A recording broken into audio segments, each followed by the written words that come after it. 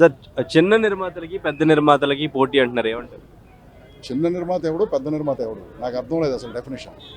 చిన్న నిర్మాత అంటే చిన్న సినిమాలు, తక్కువ బడ్జెట్ సినిమాలు తీసేవాడనా, లేకపోతే పెద్ద నిర్మాత అంటే నేను అసలు ఆ చిన్న నిర్మాత పెద్ద నిర్మాత అనే డెఫినేషన్ని ఒప్పుకోను కదా. మరి ఇప్పుడు మన ప్యానెల్కి, ప్రోగ్రెసివ్ ప్యానెల్కి, సో మన ప్యానెల్ నుంచి ఆరోపణలు ఏంటంటే ప్రోగ్రెసివ్ ప్యానెల్ అనేది గిల్డ్ అని ఏర్పాటు చేసి కోట్ల రూపాయలు దోచుకుంటున్నారు అని ఆరోపిస్తున్నారు. మీరేం చెప్తారు? నాకు అసలు చేంబర్ మ్యాటర్స్ ఏమీ తెలియదు బ్రదర్. నేను జస్ట్ నా ఫ్రెండ్స్ ఉన్నారు, పోటీ చేస్తున్నారు, వాళ్ళు ఫోన్ చేసి మాకు కొంచెం వచ్చి ఓటీ అంటే ఓటేయడం నుంచి. సో లోపల ఏం జరుగుతుంది, దాని ఫంక్షనింగ్ ఏంటి, దాని ఇష్యూస్ ఏంటి నాకు అసలు ఏం తెలియదు. అంటే యాజ్ ఏ ఓటర్గా ఏం కోరుకుంటున్నారు? యాజ్ అ ఓటర్గానా నా ఫ్రెండ్స్ అందరూ గెలవాలనుకుంటున్నాను. That's all.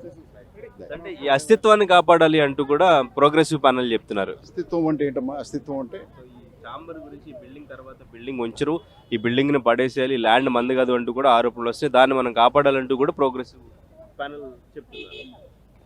చేంబర్ ఈ బిల్డింగ్ని పడేస్తారా? ఓకే, పడేస్తే మనం ఏం చేస్తాం. బట్ ఇది చాలా ఐకానిక్ బిల్డింగ్ కదా, ఈ ఏరియాకి మొత్తానికి ల్యాండ్ మార్క్. ఎవరికి ఫోన్ చేసి ఎక్కడ ఉన్నా చేంబర్ దగ్గర ఉన్నానండి. సో ఇక మరి అలాంటి బిల్డింగ్ని పడేస్తానంటే మనం పవర్లెస్ కదా ఆపడానికి. పడేసేవాడు పడేస్తారు. బట్ పడేసి ఏం చేస్తారు? టవరా?